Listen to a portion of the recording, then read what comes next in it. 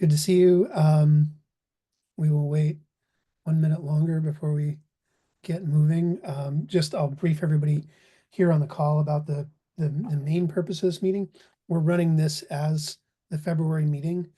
We needed to move it up because there were a couple grants that we wanted to consider getting ideas for. And there's a deadline on one of them of March 5th. So we wanted to give the town grant writer enough time and us enough time to get a couple of things together so that we could put them in front of the select board. Select board can make a decision on it. We can get those or that one grant in before the time goes up. Tonight, we're going to be discussing two actual grant opportunities. The other one has a longer timeline, but is effectively, I'll have to check my notes on this.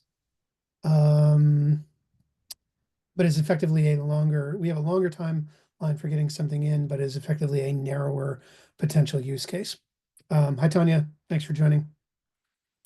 All right, with that, Brad, let's mark it 7:02. We'll start the meeting.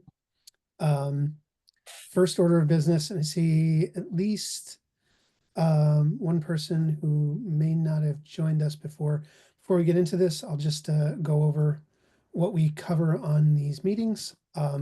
We always start off, besides the typical housekeeping business, we always start off with public comment. We do that so that members of the public can bring up any ideas or thoughts or questions that they have before the board gets into the business of that given month, just in case they don't want to sit through it. Let me just pull up things. So with that, let's actually start with our first agenda item of the night, which is the review and approval of the January 21st meeting minutes. I will note, and Brad, you probably might have seen this, anybody that's been into the meeting minutes folder for this year, there's actually two sets of meeting minutes. One of them is the official set from Brad, which is what we'll be making a motion to approve. And the other is an auto-generated or an AI-generated set of meeting notes. And it's not just a pure transcript. There's a little bit of AI razzle dazzle in there as well. Some summations and some insights and some things like that as well. That Zoom kicked us over, I think yesterday or maybe a day and a half ago. So I threw that in there just so that we have it for documentation's sake. So with all that, can I get a motion to approve the January meeting notes? They were pretty dense, but all important all the same. I move to approve. Terrific. Can we get a second? I'll second it. Awesome. Thanks, Dustin. Good to see you. So, okay, great. Brad, you can mark that meeting minutes are approved. Next, let's get into public forum. This is a forum for anybody, any members of the public, to bring up any thoughts, any questions, any comments. Starting this past January, we're hewing a little bit more towards the sort of classical definition of public comments, where this is a place for the public to comment. We might not respond. This isn't going to be, and Jessica, we watched a couple other meetings from a couple other town boards and related municipal boards and seen how that's typically how they're running the public comment zone. We had historically used it as we weren't afraid to go deep on any given subject that might have gotten brought up during public comment. But I think and certainly you advise us on this, but we're hewing a little bit more towards letting this be a pure public comment format so that we don't end up extending it. But if you want to make any comments on that right now, to the positive or to the negative, by all means, please do. I mean, I think it's really up to you and what the comments are.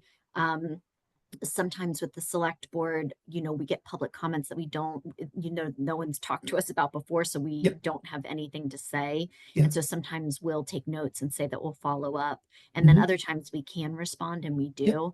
So I don't think there's any particular way you have to do it. Although if somebody does bring something up, it would be good to get back to them at some point. Yes, got it. Okay. So with that guidance, public comment phase of the meeting is open. Does anybody have any questions or comments for the board? Or for the committee, rather? Hello. Hi, could you state your name before you make your comments so that we can have it for the record? Absolutely. I'm AZ Larson. I'm the planning and zoning administrator for Bristol. And I wanted to join the meeting tonight and just say hello, introduce myself, and also just to listen in on see what you guys are working on for grants. I'm mostly just here to listen today and see what you guys are doing. And I hope to work more with you guys in the future, especially now that you're applying for grants and stuff like that. But mostly just wanted to make an introduction and say hello, and thank you for having me. It's great to have you. We've only known you as an email address in our correspondence, so it's great to actually meet you. Thank you very much for joining us tonight. Are there any other public comments? Okay, so with that, we will go to the main agenda item for tonight's meeting, which is grant ideas. As mentioned, this meeting it serves as our February meeting in total, but our focus tonight is on a long-running conversation that we've been having for really over 2 years about grants. Now we've got 2 grants that have been put before us, or I should say 2 grant opportunities. We circulated at the end of last month's call some lightweight sort of summaries of what those grants are. I've got additional information on at least one of them, or I should say 3 of them, that we're about to go through. One of the action steps from last month's meeting is for everybody to come with any new ideas in addition to the incumbent ideas that we've had floating around, which I have noted, and to be ready to make some suggested action steps and votes on which ones we would like to pursue. Jessica, I invited Frida, but I also noted if she couldn't make it that I would follow back up with her once we had some action steps from this meeting. So I did that. If she shows up, no big deal. If she doesn't, then I'll go to her with whatever the committee decides afterwards. Okay. Okay, so with all that said, got something we'll share just to frame the conversation. So we have, as mentioned, there's 2 basic sets of grants. One of them is the Addison County Regional Planning Commission's. They're calling it a grant. It seems like it's money that they have left over from some bigger grant that they were involved in. And it is aimed towards bike and pedestrian opportunities. We'll discuss the details of that in a second. And then there are 3 different AARP Vermont grants that range from $2,500 for the smallest one up to a $25,000 max. And the $25,000 max covers at least 2 of those grants. So the ACRPC grant, or grant opportunity, I should say, they've got this they've got this fund of $25,000. It's there to be used for planning work or project definition only, meaning not for execution on any particular project, not for adding to a project that there's already funding in place for from some other grant or from some other set of funds. And the only big kind of asterisk with this is that it must be used by the end of the year. We do, and I've got a roundup of our incumbent ideas at the end of the deck that we can discuss, but we do have at least one of the ideas we've been kicking around that would probably fall nicely under this, since it would be a project we've discussed that would only be jumping into the planning phase. Next, we'll get into this sort of plethora of AARP Vermont grants. The first one is called flagship grants, $25,000 maximum per project. And I will note that every single thing here on all 3 of these grant opportunities for the AARP of Vermont comes with not an asterisk, but with read each one of these and put a comma at the end and say, especially for people 50 and over. So all of these grant opportunities are there with the idea of improving some type of one of these line items in a way that ideally benefits people that are 50 or over. So just keep that in mind as we read through these things. Flagship grants, pretty interesting opportunity. First bullet point, creating vibrant public places that improve open spaces, parks, and access to other amenities. Second, delivering a range of transportation and mobility options that increase connectivity, walkability, bikeability, and access to public and private transit. The heart of that one is obviously getting right into our wheelhouse. The third potential option here is supporting a range of housing options that increase availability of accessible and affordable choices. Now we're at the other end of the spectrum where it's not really something that's in our purview. Fourth, similarly, increasing digital connections and enhancing digital literacy skills of residents. And the fifth one is supporting community resilience through investments that improve disaster management, preparedness, and mitigation for residents. So that one's hyper specific and certainly not anything that I think we would be aiming towards. But certainly the first two in the flagship grant category are very close, near and dear to our hearts. The next one is AARP Vermont Capacity Building Micro Grants. These grants are $2,500 a piece, plus they bring in additional resources, consulting, advocacy, planning, things of that nature. This is almost a little bit of an inverse of the list that we just read. The first one is for disaster preparedness training. The second one is walk audits, implementing walk audit assessments to enhance safety and walkability in communities. Third is similar, but for bikes. And the fourth is another one of these ones that is aimed squarely at in improving home life. I will note that the walk audit and bike audit, some similar things had been done 3 or 4 years ago for Bristol. Not exactly these things, but similar.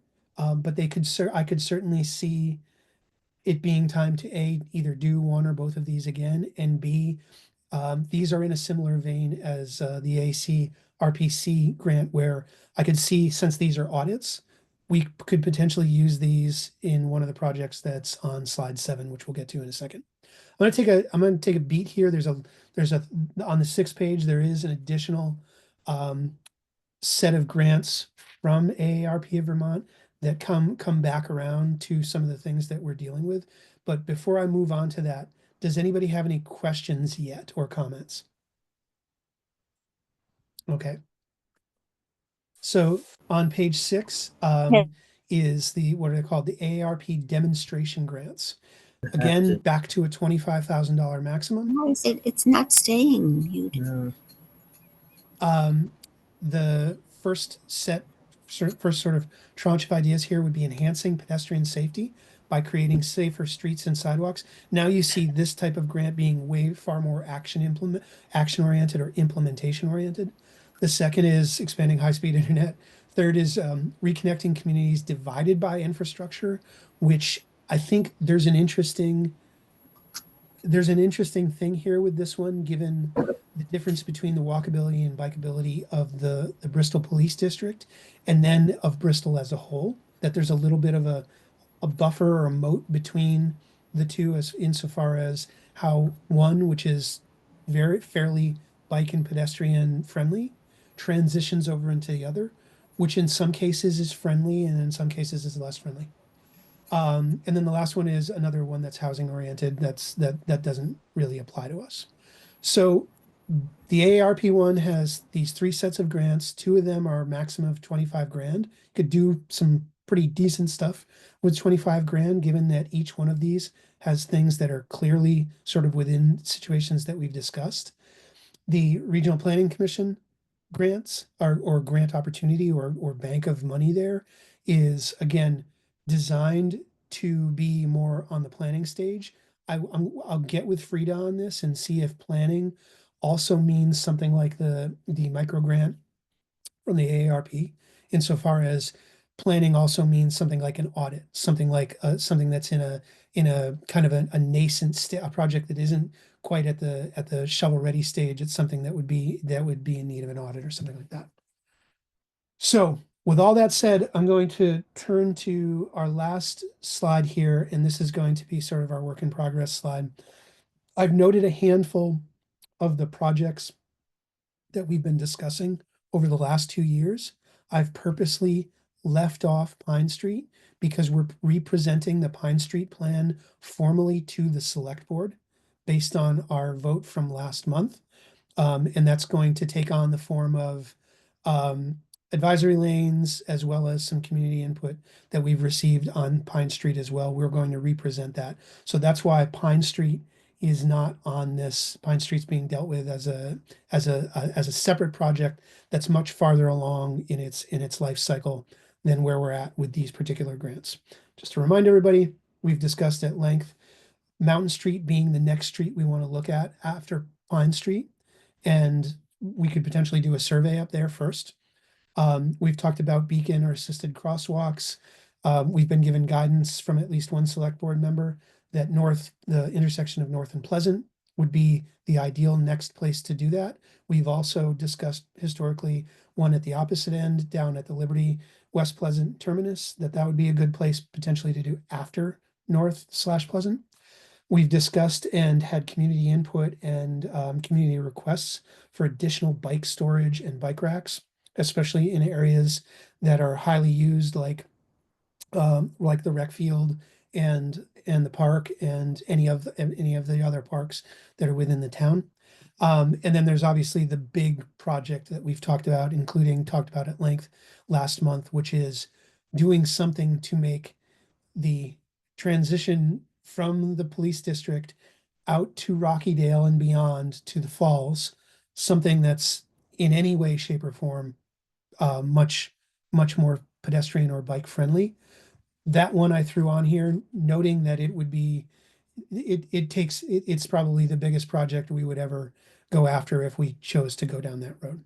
So with all that said, I asked you all last week or last month to consider bringing any other ideas or any other discussions around these ideas and for potential grants here, so that we can A, discuss them, put them on the list, and then B, vote on them with an idea that they are aligned to one or the other of the grants that we just walked through. So with that, I'll turn it over. I'm gonna mute myself for a second and turn it over to anybody who wants to chime in first. Hello, Chris, can you hear me? This I is can Bridget hear you. Lawrence. Yes, we hi, can hear it's you. Bridget Lawrence calling from from Pine Street, but I won't talk about Pine Street.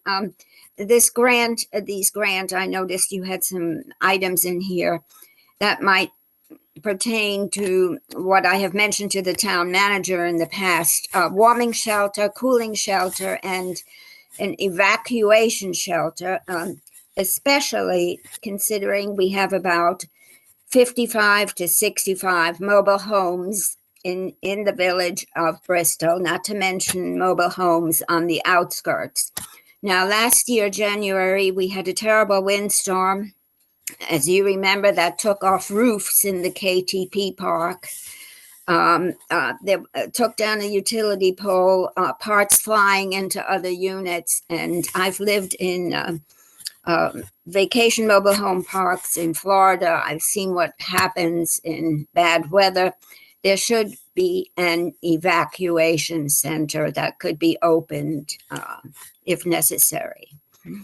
And residents should be urged to evacuate and I've also talked to the Addison Housing Works about this to encourage residents to evacuate during potential tornadoes, big windstorms. These are fragile buildings. So that's just something I thought I'd throw in there. Got it. Jessica, as our liaison from the select board, is there a specific group or committee that's select board chartered that some of those types of ideas would be better suited to go under for the AARP grants? So currently we use the fire station as the warming, cooling, and emergency shelter spot for the town. But so in the past, the town administrator was also the emergency management person, but we've tried to split out those roles so that we could have somebody who pays a little bit more attention to emergency management. And so if you wanted to get in touch with Ian Albinson, he is currently serving as our temporary town administrator. And so he'd be able to give more information about that. So far as the warnings, so we do have a designated spot, but as far as the warnings, they were mostly sent out over Front Porch Forum. So there isn't like a mobile phone network, that sort of automatically sends out text alerts that we have at the local level. So yeah, that's the way that they send out the notices. Okay, yeah, may I respond? Actually, it's up to the individuals. I'm not talking about mandatory evacuation. It's up to the individuals. Most of us do watch the weather in Vermont. I mean, if there are warnings on the Weather Channel that we're going to have high windstorms or possibly a tornado watch or a tornado warning, I just think it's up to the individual to evacuate, but there should be a place they could go to. I know some people here who don't have wood I mean, people don't have wood stoves. Not everybody has wood stoves or alternate ways of generators, heating. But again, the mobile homes are fragile. I'm thinking specifically of mobile homes, and there are quite a few of them, like I said, in the village. So there should be a designated area. Yes, and if you could share with your neighbors or anyone you know who might need to know this, just let them know that it's the fire station. And so Okay. if there's ever, power outage or trees coming down or anything Yeah. like that, the They fire can go station to is the fire designated. station. Okay, Yes. I'll shoot a memo off to the Addison Housing Works, and they should send out a mass mailing or to advise residents. And I think also Jimmy had his hand up as well, if you see that, Chris. Jim? No, actually I didn't because I'm not seeing Yes, everybody. Jim? Also, I believe Jessica Holly Hall has been used for both functions also in the past. And this is, Yeah. I don't believe that this has any connection with your bike advisory committee. I might want to refer her to town administrator for that. Yeah, okay. I just thought I'd mention it because I saw the grants things. So yeah, I'll contact Ian. Thank you. Of course. So does anyone, before we get into discussing and aligning any of these sort of incumbent ideas, has anyone brought any new ideas that we could potentially align with one or the other of these grants? The only thing that I thought of to add to that, and it kind of would be just as difficult as the Rockydale, just continuing the sidewalk headed north on North Street. It just kind of ends, and just knowing that there's the nursery and I know they hold some events there on like Friday nights and stuff. I'm sure it would probably benefit them the most, but the community might benefit from kind of stitching that into the village network a little bit more as well for walkability. Got it. The other thing I'm thinking of is the, Airport Drive into the high school, the lack of a sidewalk there. I don't know thought it might have been something that was going to be done or is in the works, but I don't know, it That's hasn't happened true. yet. Yes, that one is actually being scoped and bid on. So that one is in progress. Terrific. And the other thing, I don't know if this is something that would need to be studied, but I've often felt like from Lover's Lane up to the high school, that stretch of up Stony Hill, I know, I feel like that if that could be made a little more pedestrian friendly, I don't know, a path off the side of the road or something. I don't know if that would need to be studied, if this is something we could use money to study it. That's a great idea. There was a bike group that did some studies. I don't know. I'm sure those designs I'm sure Ian could find those designs and knows where they are. But so you might be able to take what they've done and then maybe add on to it. Yeah. And I also know now that the fire station project, there's that housing there and that business park there. If it could possibly be done more easily going, in from behind that and then out Firehouse Lane rather than up Stony Hill on the side of 17. I don't know if it's ever been thought of to do that. Might need an easement or something, but just an idea that could possibly be studied. Yeah, I believe, I want to say, I can't remember exactly. I want to say that they studied maybe 3 or 4 different options.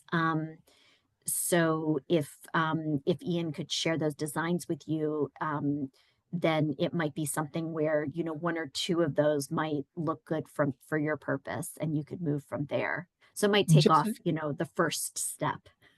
Jessica, do you know, was that work done before the ad hoc committee or after? It was done before. Okay, so did you see it when you had the ad hoc committee? Would it wouldn't have potentially been something that was folded into anything that we were given, that we were handed off, would it? I can look at the share Yeah, and it see, was but that it was that bike safety group, and I tried to use some of their documents and I pulled some of their members to be on the ad hoc committee. yep, So it could be in those documents, but if not, ask Ian. He's been redoing all of the town files, so he'll probably know where it is or be able to okay, find it. got it. We'll follow up with him then.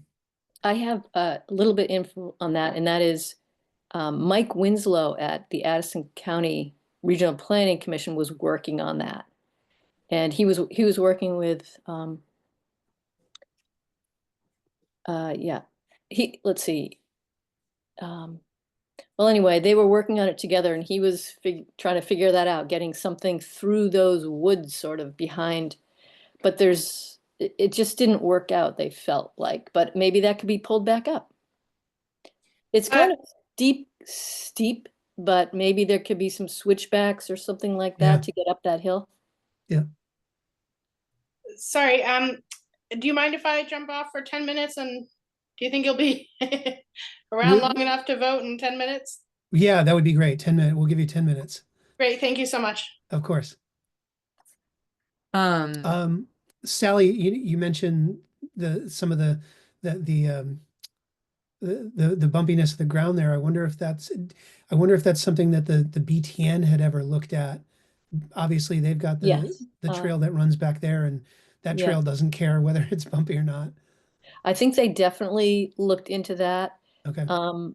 I think they came up across the same, well, they were trying to stay up high, not go down, Yep.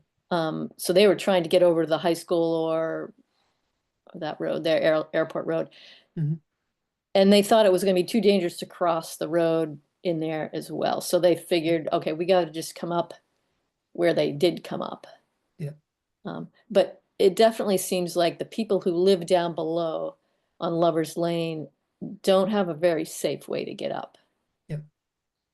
And so we could see what Mike has to say about that, if that could be resurrected. Yeah, that's a great idea. Um, And a new idea. Like, we haven't actually, Lover's Lane has not come up in our conversation. Right. AZ.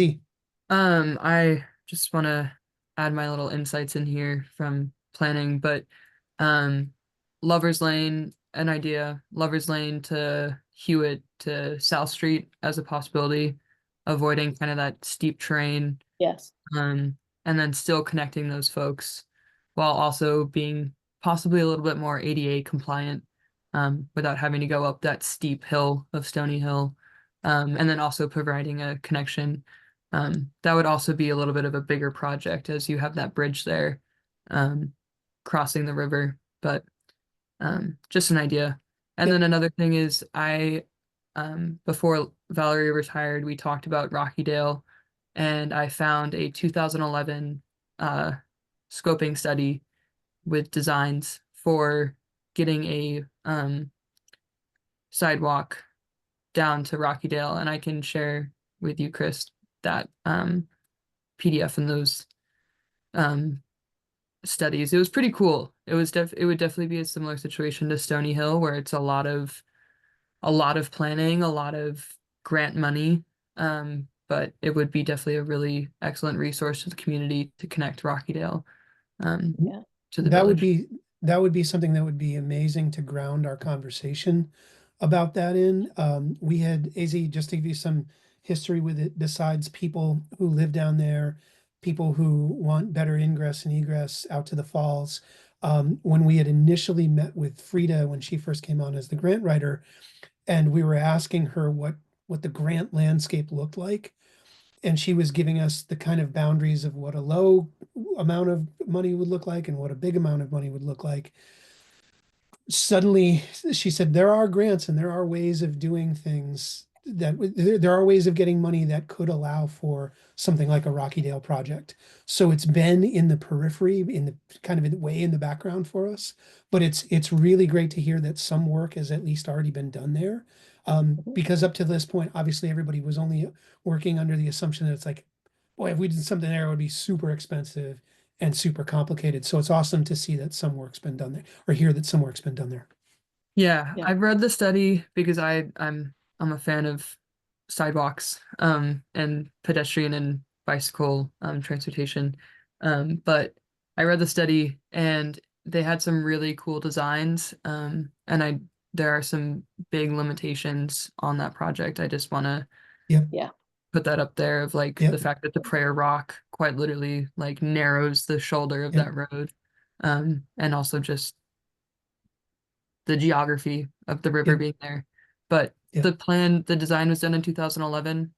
So I definitely recommend reading it and maybe getting a grant to do a 2025 design, and maybe they'll find new technology. Yep.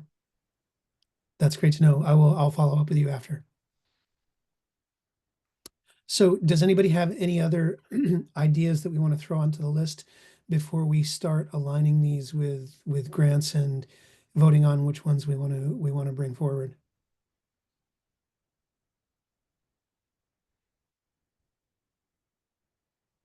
Okay, so Sally, I apologize. I'm not sure when you came on. I couldn't tell based on my little window. Did you see the run through of all of the potential grants? I didn't see the run through, but that's okay.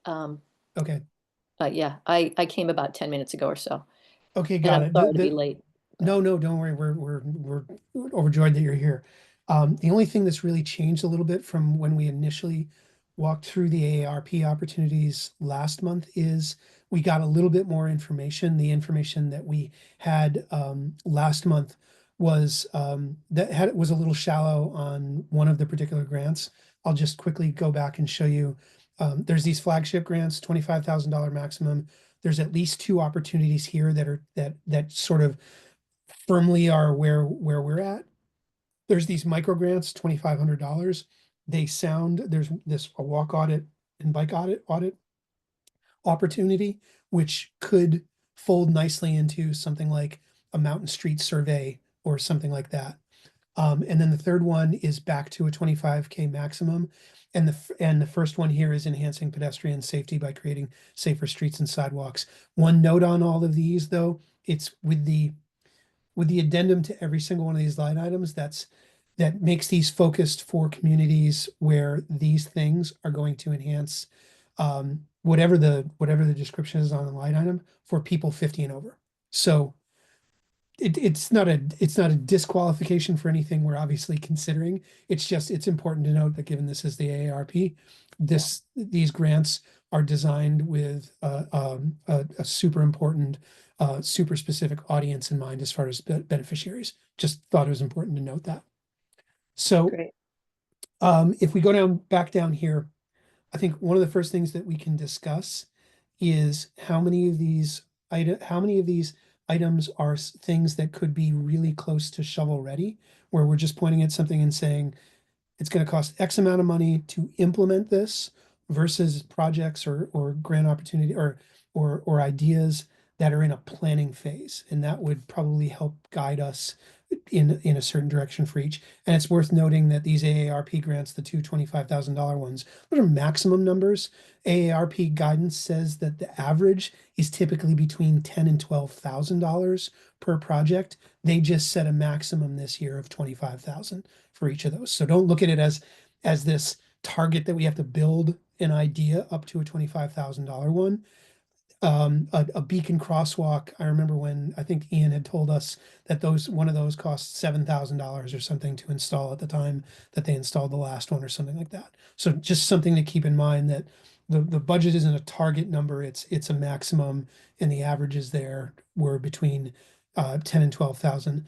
The Addison County Regional Planning Commission one is a lump budget or a bank of money that they have for the towns in the area to draw from for planning stuff. So I think a lot of these are sort of self-select when it comes to those criteria, but let's discuss this.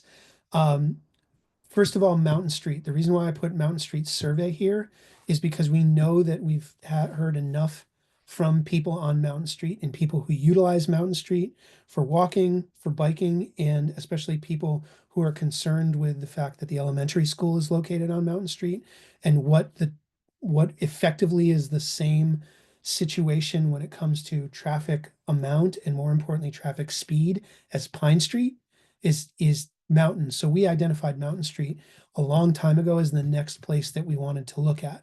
So I threw the word survey on here with the understanding that we have done to date as a group no formal walking of it. We didn't do measuring of it or width measuring or anything like that. Like we had done, we didn't do an aerial survey and measuring or anything like that. So that's why I put survey here. Does anybody think that Mountain Street as a project, this first question I'll say is, does anybody here think that Mountain Street as a next sort of thing for us to look at is something we shouldn't be looking at as a group? Not a formal vote here, but I just wanted to, I wanted to gauge the committee's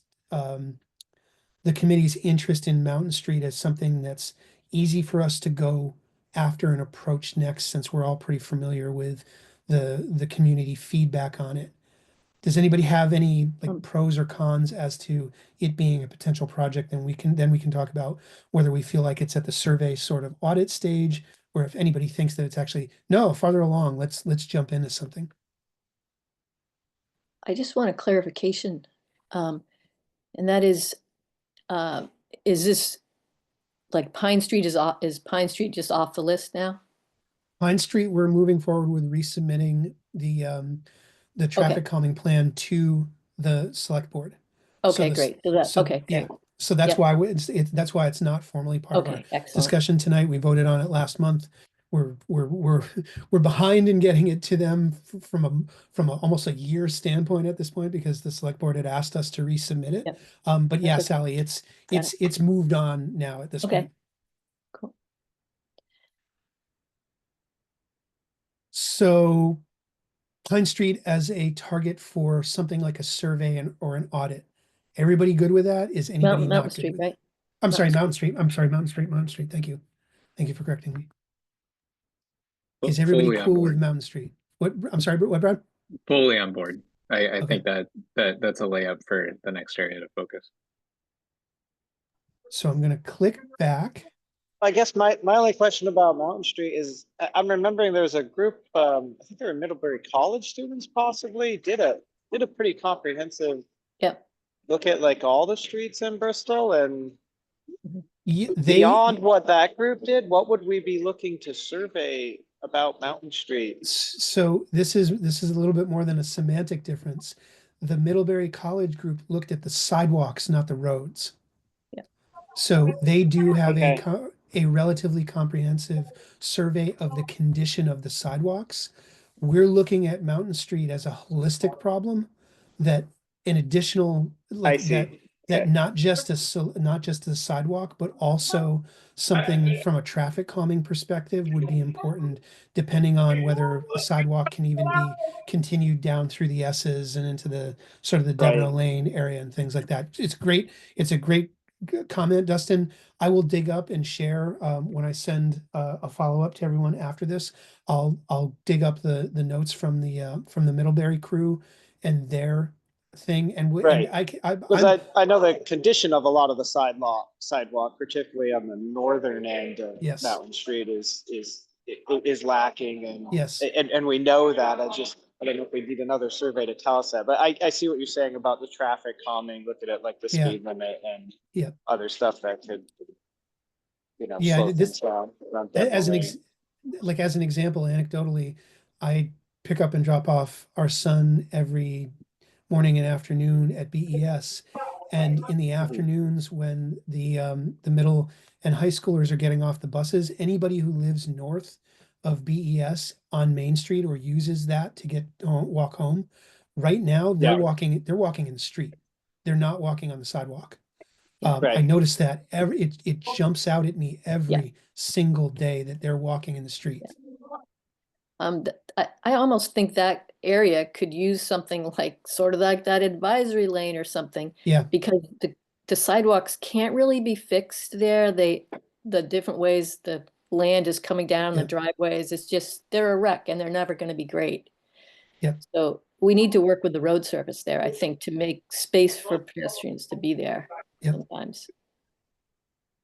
So when we look back at what the available grants are, we have, again, there's this bank in the Regional Planning Commission that's used for planning and work project definition only, which I feel like in the discussion here, Mountain Street falls under. There's obviously also these capacity building micro grants, including a walk audit and a bike audit. My gut tells me that we might want to be looking at the Regional Planning Commission one for this, because it might give us a little bit more, it might give us a little bit more budget if we're kind of hamstrung by a $2,500 limit on the AARP one.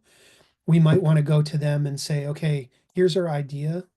We maybe bring in local motion about what kind of mechanisms should we be going after here for a survey or for a full street and sidewalk audit there from one end of Mountain, basically from East Street all the way to North Street. So my gut is bringing me towards this because there isn't a cap on the money available for it. But does anybody else have any strong feelings in one direction or the other? I just have a little addition, and that is that since the elder care, whole area for elders to live on that northern end, ACRPC could be, it fits well with caring for the elders there who want to walk along with their walkers or walk along those roads. So I think maybe both, maybe ACRPC and then another grant could cover that if we needed extra money to do the work that's needed there. Yeah, good idea. So I'd like, if nobody has an objection to this, I'd like, or if please, by all means, say if you'd rather go through all these and then vote at the end, but I'd suggest maybe just so that we can make iterative progress. I'd like to vote on each of the items down here, aligning them with a potential grant in line. So if nobody has an objection, or does anybody have an objection to that, first of all? Okay, so I'd like to take a vote on Sally's suggestion of Mountain Street survey aligned first with AARP microgrants because it fits nicely in multiple ways into AARP's overall scope and focus, as well as what we're trying to do. Like to take a vote. All in favor? Unmute and Just a clarification. Are Yes. is this vote, is that saying we're putting that as our top priority of things among the list? great Or just question. that we're in favor of it? Great question. It's just that we're in favor of it and we're going to go to Frida and say, okay, initiative/grant number one is a Mountain Street survey. This is the grant we'd like to align it with. Let us know what we need to do do we need to pitch it to select board first, or can you help us get the grant ready and then you go in front of it? So what we're going to do, Dustin, is we'll go through each of these Okay. quickly and try to align it with a potential grant and then vote on whether we want to carry that forward right now. Good Okay. question. Okay. So all in favor of Mountain Street survey and starting off with AARP as a source of funds for it? I I Anyone not in favor? Okay, great. Brad, if you could note that we're going to move forward with Mountain Street survey and AARP, and then I will put that on our list for discussion with Frida. Next, a long-standing initiative of beacon crosswalk, assisted crosswalk, whatever you want to call it. We've been given guidance from the select board previously that they would like us to look at North Street and Pleasant rather than both North Street and Pleasant and Liberty and West Pleasant at the same time. Sounds like they want to take a little bit more of an iterative approach to this, and there's been some discussion about how people can start to get too attuned to these things and end up becoming blind to them if you put too many of them everywhere. So what I'd like to put to the board right now, because I'm assuming since we've been discussing it for these things for 2 years, I shouldn't say board, the committee, is I feel like the committee, there's always been this good positive feeling around these beacon crosswalks. Ian has stated the case for them before and has given us some anecdotes on his process of how he got the first one installed. We've been told, not just by the select board, but also by members of the community, that North Street and Pleasant, it would be a good place to look at locating the next one of these. Yeah. So what I'd like to put in front of the board, please discuss this in advance, though, if anybody has any issues with this. But what I would like to put in front of the board is that we go Beacon Crosswalk, the intersection of North/Pleasant/Spring, because it's really 3 streets there. And that we put that in front of the board attached to one of these Vermont flagship grants, this AARP one, because we know that a 25K maximum should more than cover the installation and any planning work around that. And what I think what the process here is going to do, and I'll get with Ian before we submit this, because he again did all the legwork to get the first one done. But what I'd like to do is get together with him, get his information, get with Frida, package this up, present it to the select board.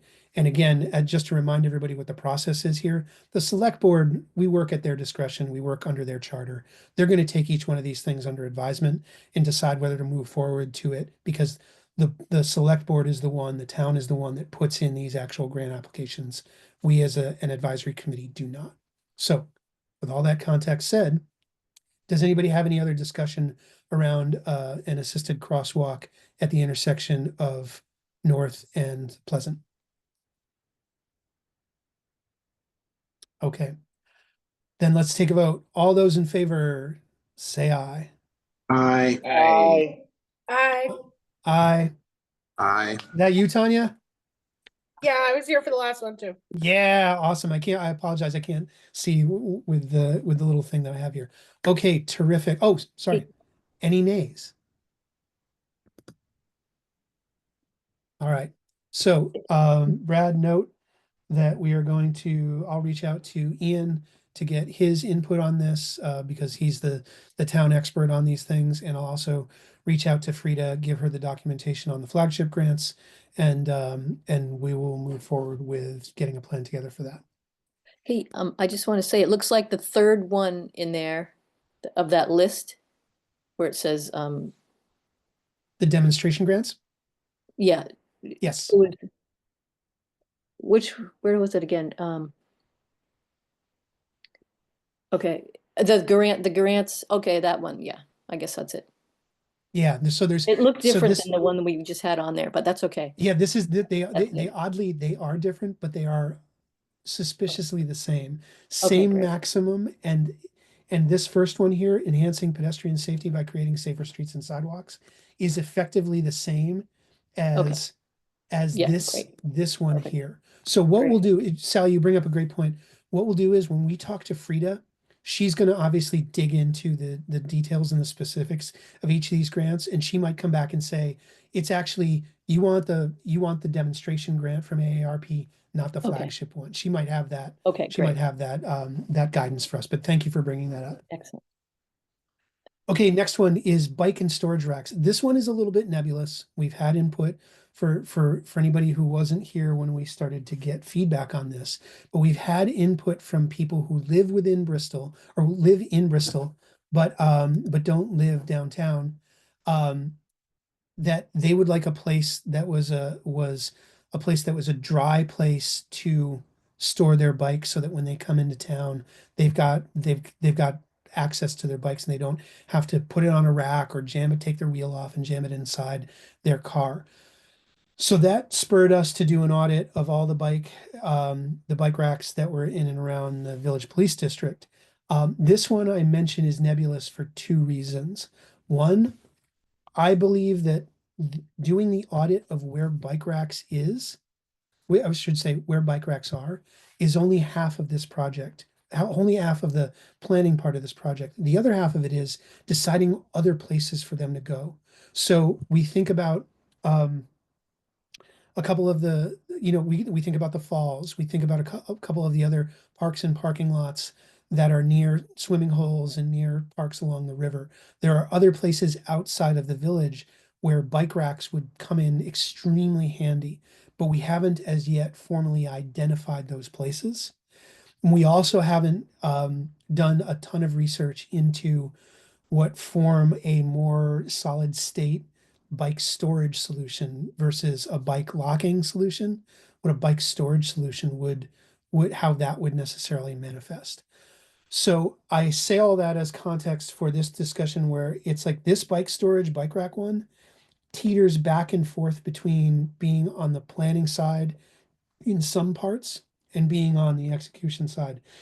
Because I think it would be easy enough for us to pick ideate on 3 or 4 locations where we could simply say, we want to go to the town and say, we think you should add bike racks there.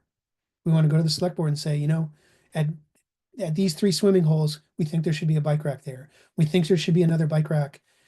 There should be a bike rack on the firehouse at the firehouse development, things like that. I feel like part of this is at a place where we could very easily identify those places and then just find cool, good, durable bike racks. But there's a component of this that might be a little bit longer term.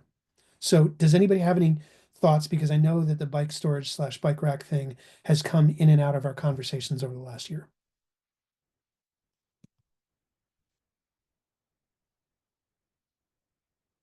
I would like to take some action on this. I would like to say, hey, would everybody be cool with us voting and saying more bike racks in town and village, and we commit ourselves offline to 4 or 5 locations, which will then go and say, okay, we know this is going to be more than a micro grant because buying the bike rack and installing the bike rack is going to be more than $2,500.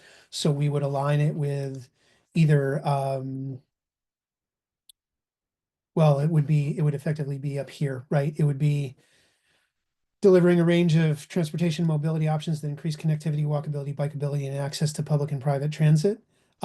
We had discussed previously the majority of these things after commas in this, right? We had discussed placing bike racks next to bus stops in the village, anywhere where Tri-Town or whatever it's called now has a bus stop, putting one of these there. We had discussed a couple of these other areas too. I feel like something in this zone for the bike rack project, say 4 or 5 new bike racks, and we do our level best to make sure that at least 2, possibly 3 of them are out in the town, like one at the watershed. Like there's another one, perfect example. Like we go to the select board and say, we think one of the things that's missing from the watershed is a bike rack. Would you be willing to sponsor a deep dive into making sure that could happen? I feel like we could come together with 4 or 5 of these locations for a bike rack right now. Does anybody have anything to say about that? I'm down for it. I think it'll take us a little more planning for the long-term storage option, but yeah, let's move forward with the bike racks. Okay. Anybody else? And what I'll do afterwards, gang, is I'll relink the bike rack audit document that we created last year so everybody can see it. And just kind of remind you might be like, oh wait, we missed one, and throw it in there, because I think the next tab we add is where do we think they should go. So I'll do that after we adjourn. So let's vote on this. Additional bike racks in village and town connected to AARP flagship grant. Aye. Aye, yeah. Aye. Aye. I, Anyone not in favor? Okay, Brad, note it. Bike racks. Thank you. This is huge, gang. These two right here, beacon crosswalks and bike racks, we've been talking about the crosswalk thing for 2 years. We've been talking about the bike rack thing for a year and a half. And the Mountain Street one, we've been talking about effectively from the first year that the group was chartered. So that's huge.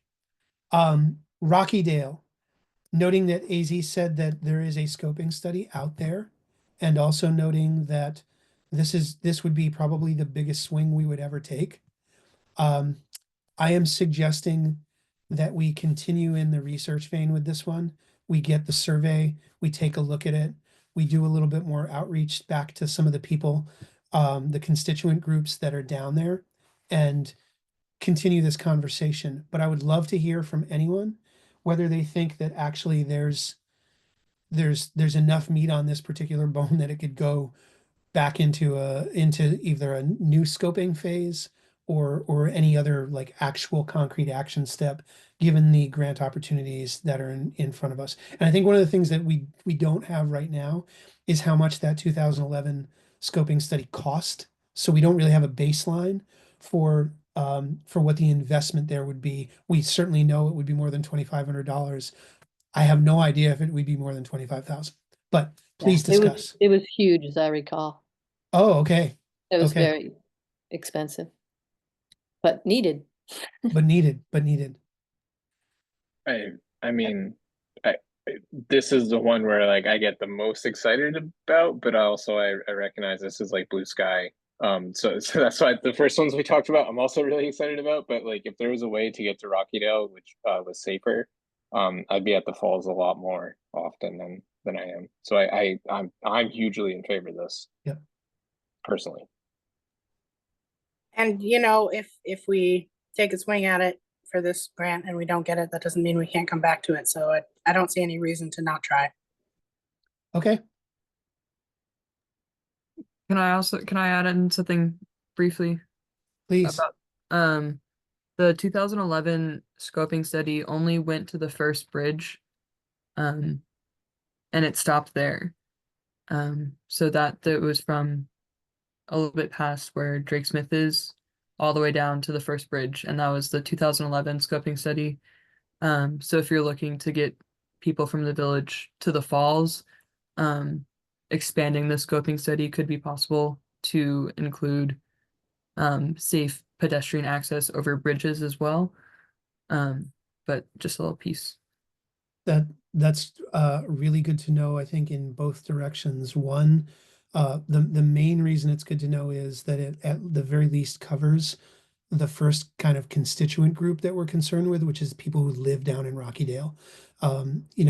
Everybody has seen and heard from people who see kids walking both sides of that road, and that's our focus. We know that they're walking from their housing, their houses, their residences down there. So at the very least, AZ, now it's good we know that the scoping study at least covered probably where they live. Beyond that is, I don't know if it's a nice to have versus a need to have. I personally think to steal Tanya's, if we're going to take a swing, we might as well take a big one at this, and think about Bristol as a holistic kind of an entity and how much the falls is a part of it, but is physically removed. There is a barrier. There is a considerable barrier that's between all of everything. It's like there's basically a moat when it comes to access to it in all directions. You have to have a fairly strong constitution to bike or walk out there. It's not impossible, but it's certainly not what any level-headed person would say is safe. So, okay, well, we can, again, I think there's a little bit of research we have to do on this, but I'm going to follow Tanya's enthusiasm and ask for a vote on this. Then if we want to go after one of these bigger, if we want to, we've got to obviously research what a scoping study for this would cost, or adding on to the study that's already been done. But let's take a vote on going after one of these AARP grants for a planning to get out to Rockydale and beyond? All in favor? Aye. Aye. I, Aye. I think that was everybody. I'll ask for a nay. All those not in favor, but I don't think there was anybody missing there. Okay.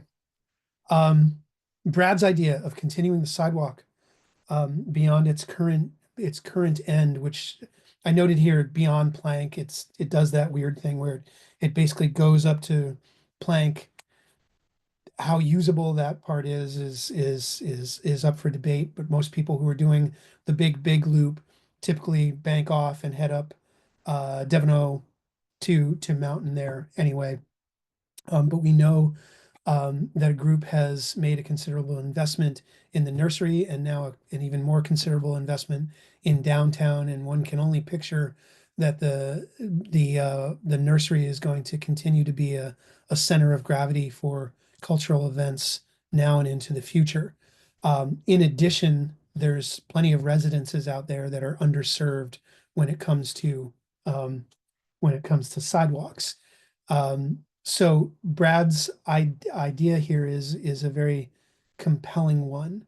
What I'll ask the group first before we go to a vote is noting that the airport road project went through a survey phase, noting that there was I'm trying to think of a good, kind way to put this. Noting that there was a similar project that was in the scoping phase that was initiated on Munsell and then didn't go beyond the planning phase.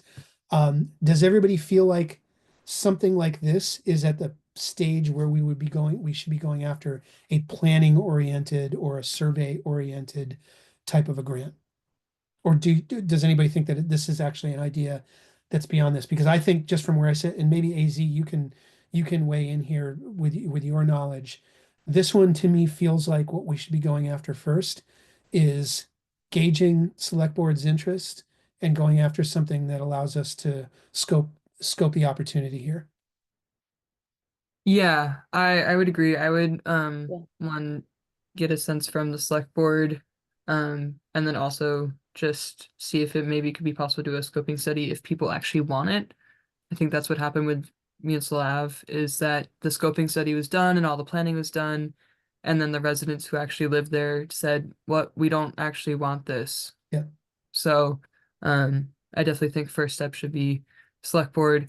I will say I do agree that getting a sidewalk past beyond Plank is going to be huge, especially with the development that's happening off of Plank right now on J Drive, and just the fact that Bristol is growing as a community and connectivity is important. And if we can put that in before people get there, that's an even bigger plus.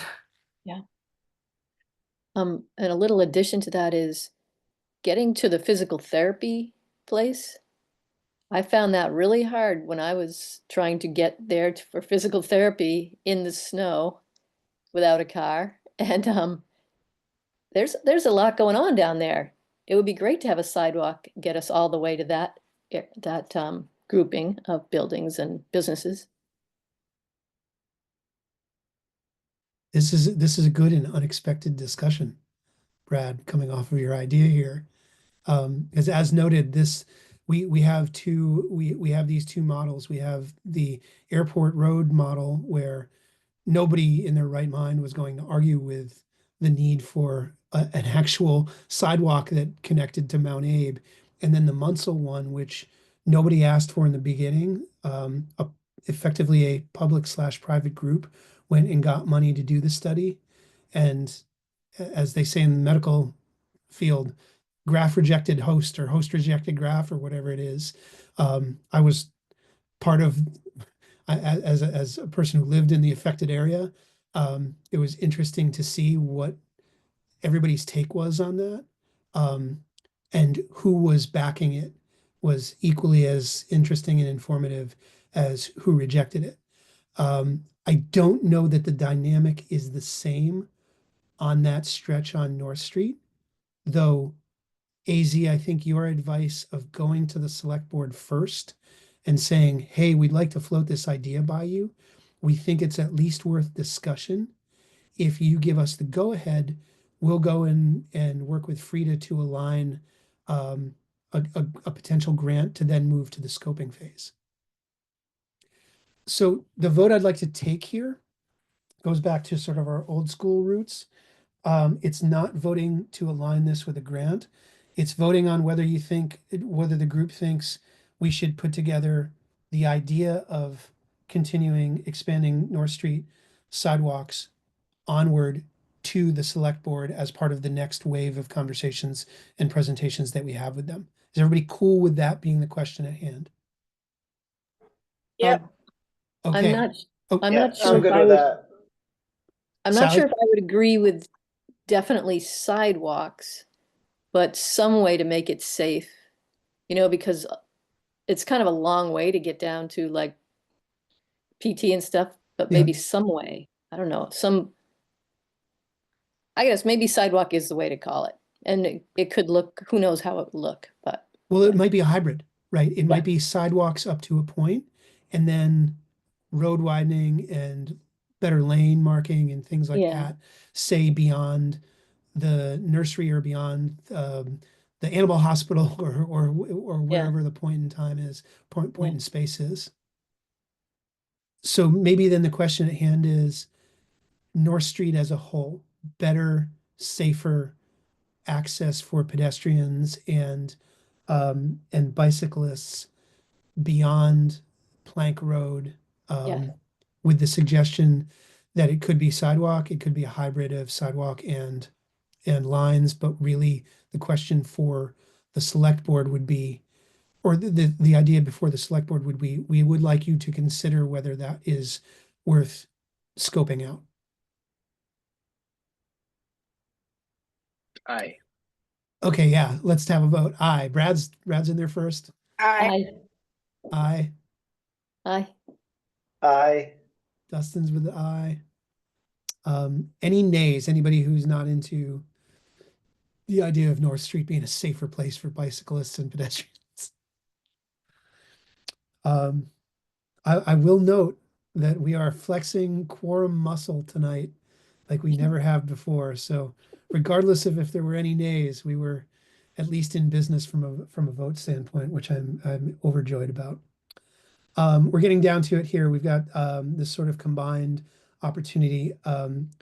Again, awesome that this is brought up in this meeting because it's the first time we've ever heard of this as a potential opportunity, but is to look towards the other end of the town, the other edge of the police district and on into the town, down into Lover's Lane, and understanding that whether you're coming from there just to the high school or beyond, that something needs to be done to make that safer, noting that it is effectively the more evil twin of the Rockydale situation. For what Rockydale and that often horror show like road is for bicycles and pedestrians on the east side, that zone there on the west side is equally as challenging. This is, as I noted, this is a new idea here. So I'm wondering, I'd like the group right now to discuss where they see this idea from a priority standpoint, from an understanding of the challenge standpoint, and more importantly, from an understanding of the opportunity standpoint here. Like, is this, I just like everybody to discuss it out loud, because again, this is a new idea for us to consider.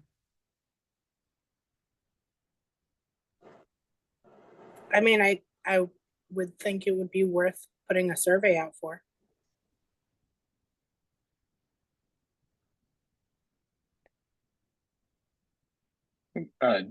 Jim, I saw Jim's hand was raised.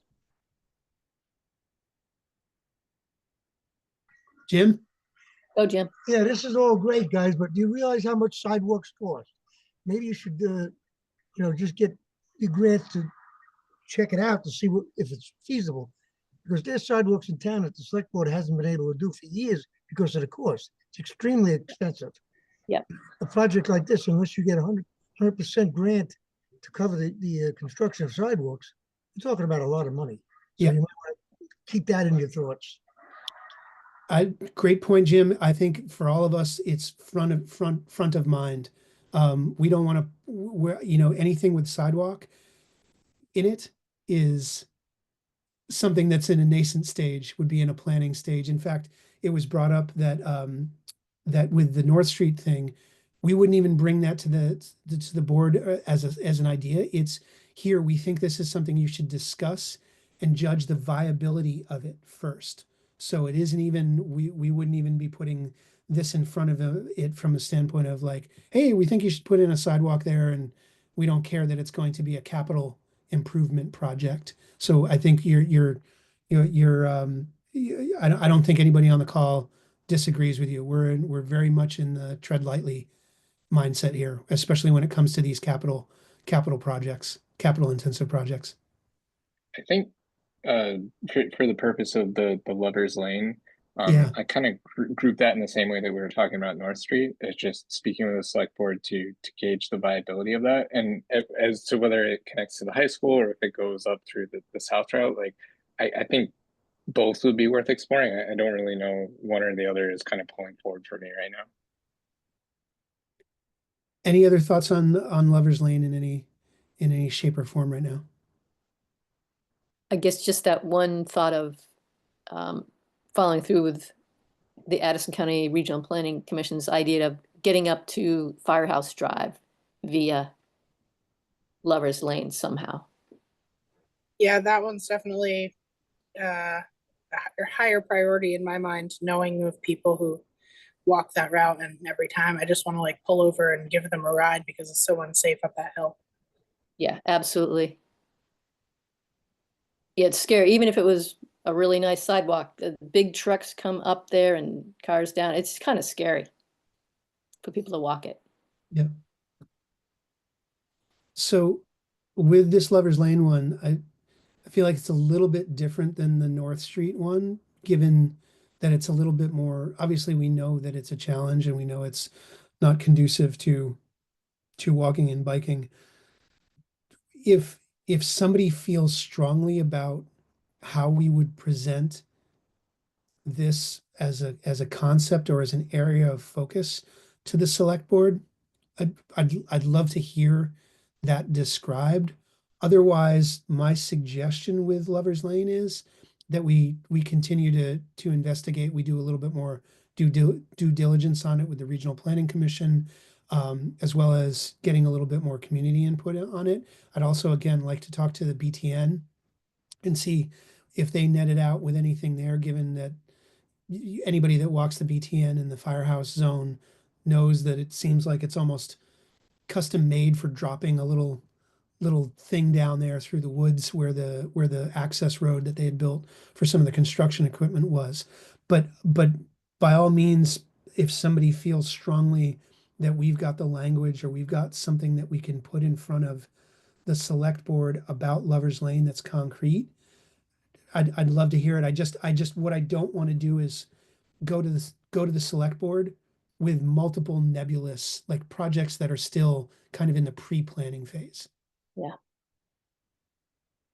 So does anybody feel strongly that Lover's Lane should bump up on the list and we're ready to talk about it yet?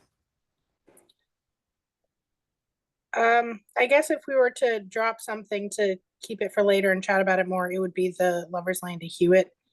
But keep the Lover's Lane to the high school or up the hill somehow. At least to do a study on that, because I feel like anything to do with the school also we will be more able to have action on. Yep.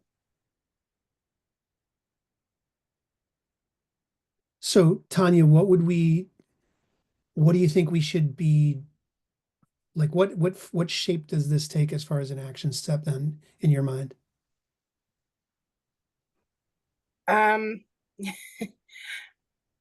I guess I'm not sure if a survey would be as relevant. More of, yeah, I mean the idea of having the path behind down that hill Is there any way to present that specifically, or do other people think that there's a better route? I mean, especially if we're talking about how expensive sidewalks are and that it would still be unsafe a bit with a sidewalk on that hill. Should we go directly for another route and ask them if that's, I mean, they may have a reason why that's not ever going to be possible and we would get in the water. I don't know. I think it's really worth talking to the Addison County Regional Planning, because they did the whole scope out of that area, and just find out what they found out and why they stopped and whatever.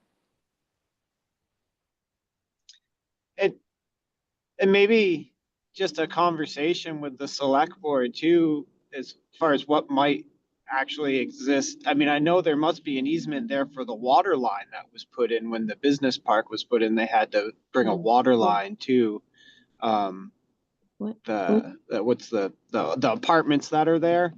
So I don't know if that's just for a water line or if some kind of a path could be put where that easement is.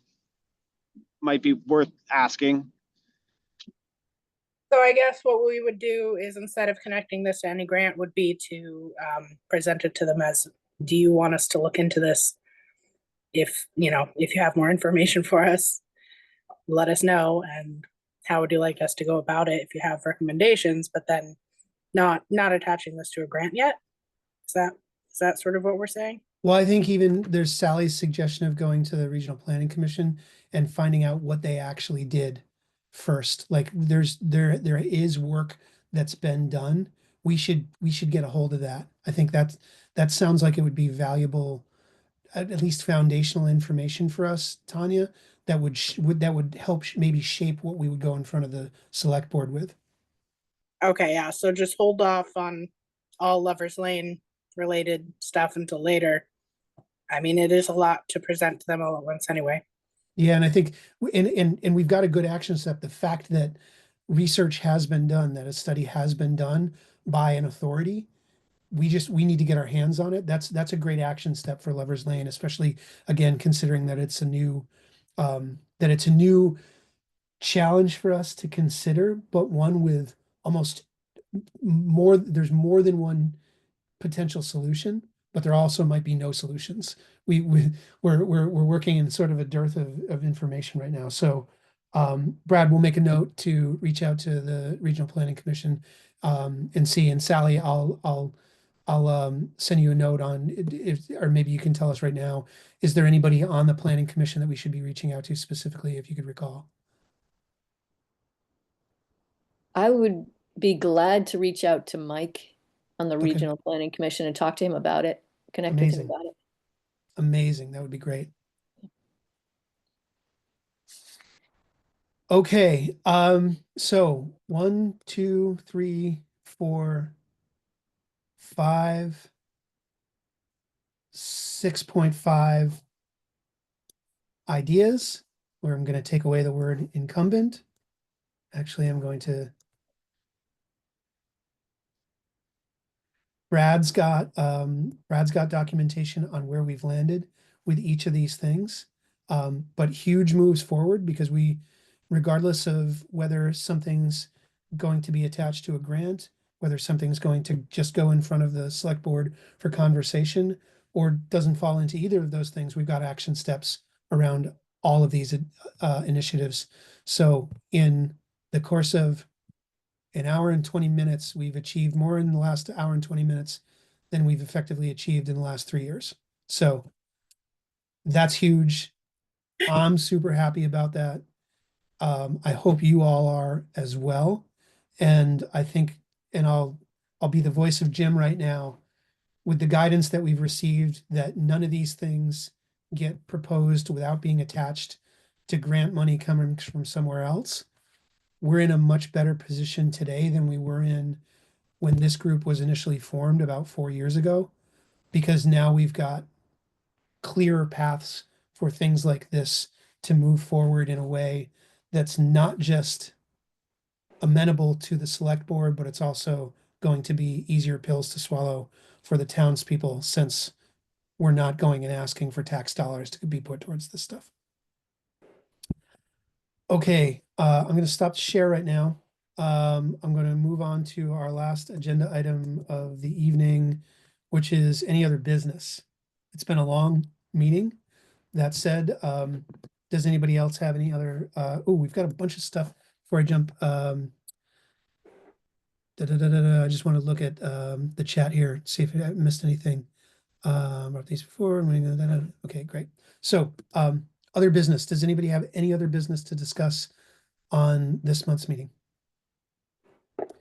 All right, cool. Then I'm going to ask, first of all, I'd love to thank AZ for joining us again. It's great to put a person with an email address, a town email address, which is the most anonymous thing oftentimes that you'll ever experience communications wise. Thanks for joining, Jim, as always. A, thanks for joining. B, we've heard a ton from you tonight, which is just an absolute pleasure. So thank you everybody for joining tonight.